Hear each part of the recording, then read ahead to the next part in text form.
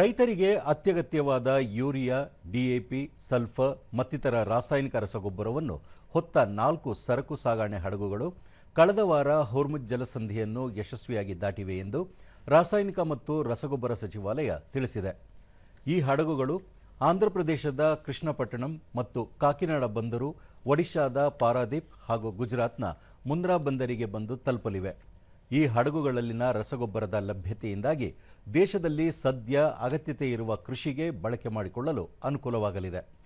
ಅಲ್ಲದೆ ದೇಶದಲ್ಲಿ ಸದ್ಯ ರಸಗೊಬ್ಬರ ದಾಸ್ತಾನು ಸಾಕಷ್ಟಿದ್ದು, ಕಳೆದ ವರ್ಷದ ಇದೇ ಅವಧಿಯಲ್ಲಿ 168 ಲಕ್ಷ ಟನ್ ಇದ್ದ ರಸಗೊಬ್ಬರ ಈ ವರ್ಷ 196 ಲಕ್ಷ ಟನ್ ಲಭ್ಯವಿದೆ ಎಂದು ಸಚಿವಾಲಯ ಹೇಳಿದೆ.